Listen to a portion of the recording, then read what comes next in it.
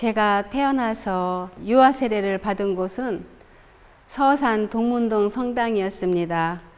그리고 이곳 사교 성당으로 오게 된 것은 부모님을 따라서 이곳에 오게 되었습니다. 제 어릴 적 기억으로는 성당에 지금의 이 그림이 있었던 것으로 기억되는데요. 초대 신부님이셨던 정에밀리오 신부님께로부터 청량성체와 견진성사를 받은 것으로 기억이 됩니다. 그때 그 성당 벽에 있던 그림은 제가 너무 어려서 그때 그림의 의미는 잘 몰랐었습니다. 그리고 그 후 성인이 되어서 본당을 떠났고 2016년도에 다시 40년 만에 본당으로 돌아오게 되었습니다. 그때 본당에 돌아왔을 때는 벽에는 흰색이었고 대형 십자 고상이 있었습니다.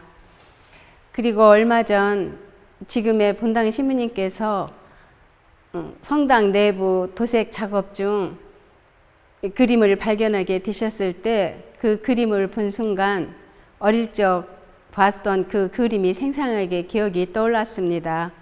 그래서 그 새로운 감회와 감동이 올라왔었습니다. 그래서 이제 이 제단화가 복원됨으로써 이제 제단화를 통해서 삼위일체의 신비와 성체성사의 의미를 더 깊이 묵상할 수 있고 영적으로 더 성장할 수 있으리라고 믿습니다. 그래서 예수님의 마음과 사랑이 많은 은총 속에 흘러 넘칠 것이라고 믿고 있습니다. 그래서 복원에 애쓰시는 저희 본당 신부님과 관계되시는 모든 분들께 진심으로 감사드립니다.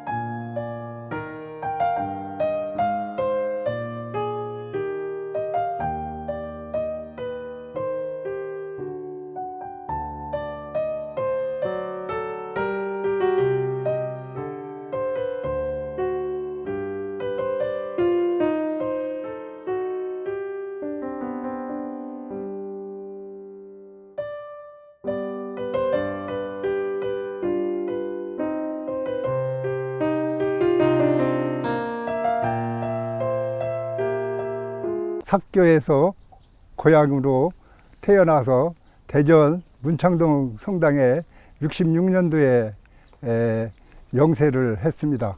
그래서 방학 되면은 삽교에 와서 미사 참여를 꼭 하고 했습니다. 근데 처음에는 그 미사 참여를 67년도에 왔는데 그 벽을 보고 신부님이 미사를 드리고 있더라고요. 그런데 대전에서는 제대를 놓고 앞으로 보고 신부님이 미사를 했는데 여기 와 보니까 벽을 보고 이렇게 미사를 하시고 그래서 좀 그때 특유했던 생각이 났었습니다. 그런데 그 이듬해 다시 방학 때 와가지고 미사 참여를 했는데 앞벽에 이 성화가 이렇게 커다랗게 그려져 있는 것을 그때 당시 보고 많이 느꼈던 점이 있습니다. 그래서 그때는 그 성화가 그렇게 중요한지를 몰랐고, 대략 제가 고등학교 3학년 때이기 때문에 그냥 보고 느끼기만 했었지 그렇게 중요한 줄 몰랐었습니다. 그러나 제가 학교 졸업하고 이후에 제가 서울에 있다가 이 고향으로 다시 내려와서 신자 생활을 다시 시작했습니다. 그래서 신자 생활을 할 때 이 성화, 이 벽화가 보이지 않아 가지고 원래 없어진 줄 알았었습니다. 그런데 그 성화가 요즘에 다시 이 발견이 돼서 다시 복원이 된다고 하니까 본당 신자로서도 굉장히 그 기분이 좋고 뿌듯합니다.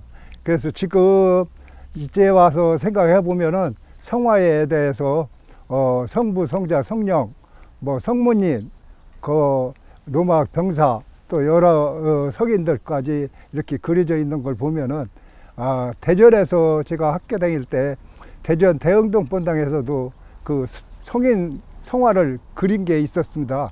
그래서 그때 당시 황주계님이 그 그림에 대해서 축성을 하셨는데, 그때 축성 미사 때 제가 참석해서 구경도 하고 같이 그때 황주계님하고 그렇게 본 적도 있습니다.